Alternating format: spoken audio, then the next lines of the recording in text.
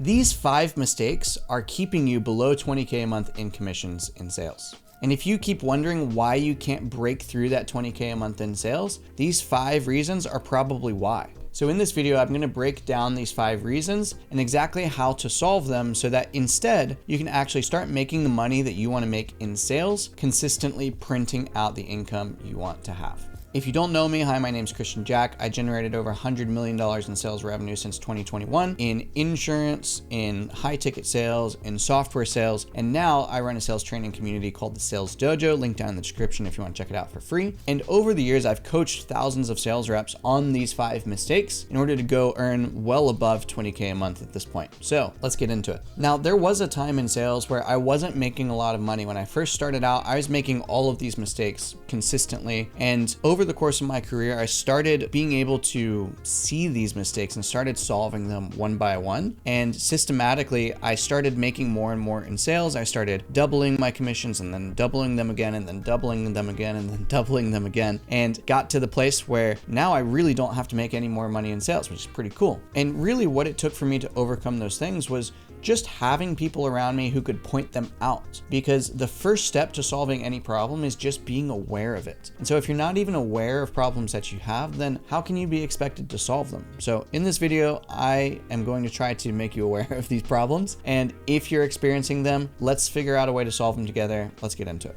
All right, so mistake number 1 is if there's no presence in the call, then there's going to be no intention in the call. And here's what I mean. If you wake up and you look at your calendar and your first thought is, oh, I've got 5 calls scheduled today, this is gonna suck. Like, you've already lost, right? When you show up to a call without presence, without energy, without passion, without intention, your prospects feel that and they will lack it as well. If you are low energy, your prospect is likely going to be low energy. If you have no positive intentions, prospect is likely to not have any positive intentions. And the call is dead before it even begins. Now, what I've seen from the top reps inside the Sales Dojo, as well as what I learned for myself, is that top performers treat every single call like it's the only call, and like it's the call that changes their month, right? I can't tell you how many times when I was first starting in sales, and I had a really good manager when I first began who taught me to just stay with the money. That was the concept. It's like, stay with the money. If you're on the call with somebody and they've got money, they've got intention, and like they want to buy, even if your call runs over, even if you go over into the next one, stay with the money. Don't you dare get off that call. And ultimately what this does is it makes sure that you are present with the person there, not thinking about whatever else may or may not be going on around you. So you need to bring the energy, you need to be dialed in,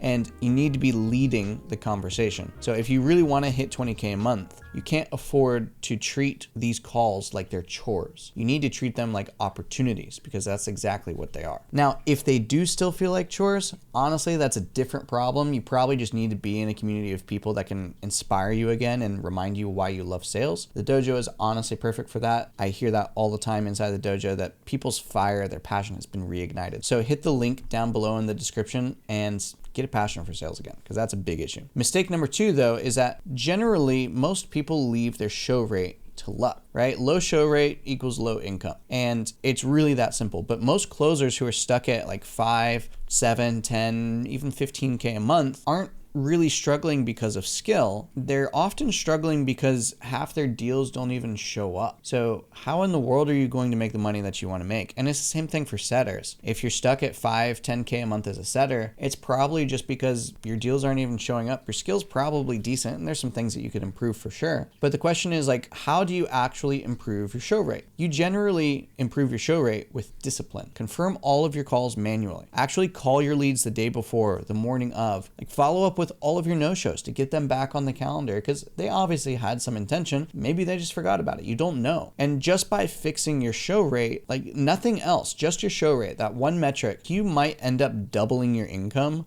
just by not even improving your close rate at all, just your show rate. Mistake number 3 that I had to learn the hard way is delaying objection handling until it's too late, right? If you ever get to the price drop and like you just dropped a banger pitch. You had the utmost confidence, you brought the energy, you had the passion, you're present, all those things. And then just like out of nowhere, here comes the objection battle, right? That you never knew was coming, or that you maybe even saw 20 minutes ago. Like you knew it was on the way. Generally, it's because you ignored the signs when they first popped up, all right? Just because you wanted to get on to your next question, just because maybe you weren't fully present as much as you needed to be, so you didn't see the signs earlier, or maybe you saw them and you just decided to put it off, right? I can't tell you enough. The best salespeople that I've ever seen, and when I was making the most myself, is often because they don't wait to close the deal with objections at the end. They handle any sort of red flags, any sort of concerns right then and there, the second that they come up, right? The very moment that they come up. And that's during discovery, right? It's pre-handling objections. And I have a full training on this inside the dojo. So if you want to understand fully how to pre-handle every single objection so that you don't have to just like wait and get into this objection battle at the end, then again, hit the link in the description and I'll see you there. Now, when you see these gaps, you essentially just need to call them out, right? Misalignments, any sort of hesitations, any sort of fears that you see inside of discovery, they need to be addressed right then and there, rather than just allowing it to grow into this monster that you have to handle then at the end. Not only that, but now there's also price involved and money involved.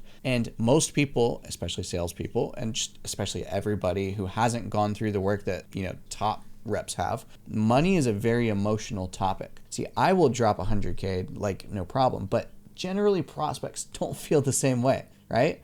And so you need to separate yourself from average salespeople by not being afraid to have tough conversations early and as soon as they come up, because the more that you delay, the more monstrous it's going to be. Now, mistake number 4 is that being the best closer means that you're in the wrong room. All right. Being the best setter means that you're in the wrong room. It means that you're not pushing yourself enough. If you're the best on your sales team, that might actually be one of your biggest problems, because what happens, right? You get complacent, you get comfortable, you start thinking that 10K a month is crushing it, right? 100K a month in cash collected is just like absolutely savage because no one around you is doing better.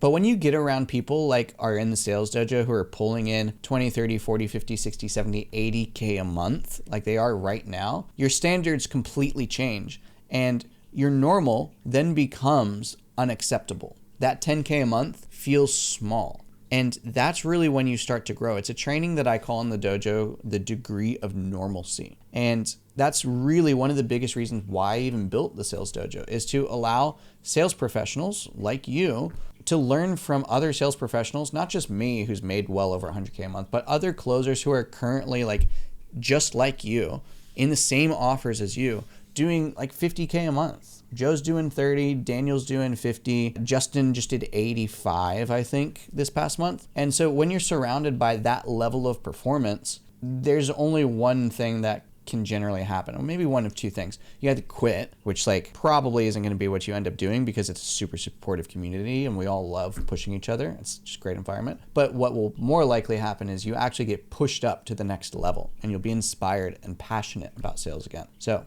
like I said, hit that link. Now, mistake number 5, last one, is letting prospects lead the call. Now, there's a fine line here, because if the prospect is in control of where the call goes, then you're not closing, you're just kind of chasing. But the other side of this is you have to be present enough and listening enough to the prospect to allow them to tell you where the next path is. Because if you want to think about the prospect as a big jumbled tangled ball of spaghetti, all right, the prospect has to kind of shine a light on where the tangles are in order for you to help them untangle it, right? There's no way that you're going to be able to do it on your own because you don't know what the prospect knows. You don't have the context they have on their life. When they say that they have a problem, when they say that maybe they want more freedom, like what does freedom actually mean to them? You have to allow them to lead you to the place of the fact that they want more freedom, but then you need to allow them to lead you in the sense that you don't know what freedom means, you don't know what the context is, you don't know why they say that, do they feel like they don't have freedom now, anything like that. So you have to ask them questions to get them to lead you through that. But then the flip side of that is that you are also kind of leading them in order to explore things mentally, internally, through the conversation that maybe they haven't explored before. So like hold the frame from the start, slow them down when needed, guide them towards the decision that they need to make in their life. And you always pose that question to them. It's not like you're guiding them towards making a buying decision. You're guiding them towards making a clear decision that they feel is genuinely best for them right now or in their future.